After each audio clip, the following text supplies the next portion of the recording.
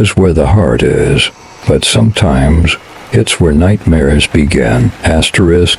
Peter had always loved the holidays, the smell of freshly baked cookies, the sound of crackling firewood, and the warmth of family gatherings filled him with nostalgia. This year, after months of grueling work, he couldn't wait to spend Christmas with his parents in the cozy, rural town where he grew up. Everything about home was a comforting reminder of simpler times. As he drove through the winding roads lined with snow-covered trees, a familiar warmth filled his heart. The sun was setting, casting an orange glow over the landscape as Peter approached his parents' quaint farmhouse. The house stood just as it always had, its worn wooden exterior and the gentle smoke rising from the chimney giving it a timeless charm. Peter parked the car, grabbed his bags, and walked toward the front door. His mother, Mary, opened it before he even had a chance to knock. Her face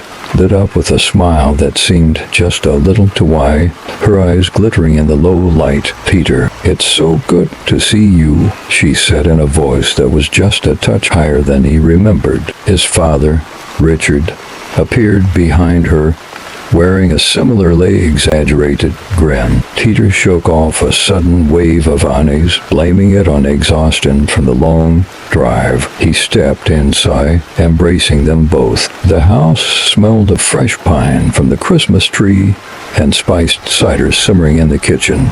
But there was an odd, almost metallic scent lingering in the air that made Peter wrinkle his nose. He dismissed it, chalking it up to the old pipes or maybe the fireplace. The evening passed normally with dinner and light conversation. Yet, there was something unsettling about his parents, something off. His mother seemed distracted, her gaze darting toward him and then away, as if she was trying to hide something. His father was quieter than usual, answering in brief, monotone replies that lacked the usual warmth. But Peter reasoned that everyone was tired. He was just imagining things. That night, after unpacking his things, Peter lay in his childhood bedroom, staring at the ceiling. The room hadn't changed much over the years. Posters of his favorite bands still hung on the walls, and old books lined the shelves, but the feeling in the air was different. The house was silent, too silent, except for a faint whispering sound,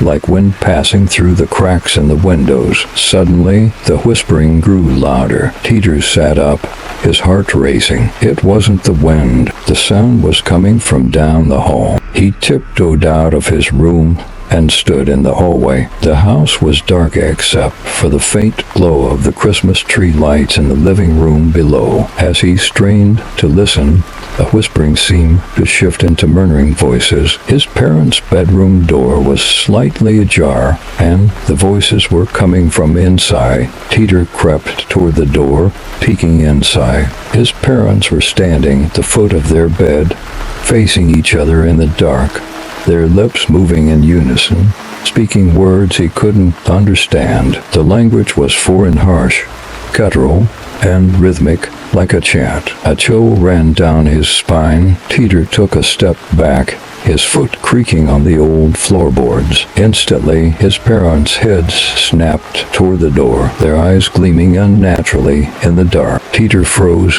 his heart hammering in his chest. "Is everything okay, Peter?" his mother asked, her voice unnervingly calm. Peter stammered, "Yeah, I heard something." His father's face broke into that same wide to perfect smile. "Go back to bed, son. We're just praying." Praying? Peter had never known his parents to be religious, and certainly not in the middle of the night, speaking in tongues he had never heard before. But he nodded and quickly retreated to his room, locking the door behind him. Something was very, very wrong. Over the next few days, Peter noticed more strange behavior. His parents would often sit in silence, staring into space for long periods. They barely ate and showed little interest in their usual holiday traditions. When Peter asked them about it, they would simply smile and say they were fine. But there were moments, fleeting,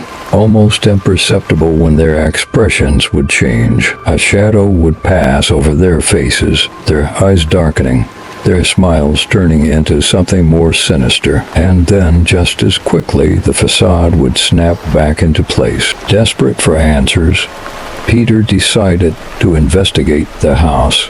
While his parents were out running errands, as he searched through old drawers and closets, he stumbled upon something that made his blood run cold. A leather-bound book, hidden beneath a pile of old blankets in the attic. The book was ancient, its pages yellowed and brittle. It was filled with strange symbols, diagrams, and rituals written in the same language he had heard his parents speaking that night. As he flipped through the pages, his stomach turned. The book detailed methods for summoning and binding demons, for taking control of human bodies and consciousness. Suddenly, everything clicked into place. His parents weren't themselves. Something had taken them over. That night, Peter decided he had to confront them. Armed with the knowledge he had gained from the book, he waited until dinner. The atmosphere at the table was thick with tension, the ticking of the clock the only sound. "I know what you've done," Peter said, his voice barely above a whisper. His mother paused, her fork halfway to her mouth. Slowly, she set it down.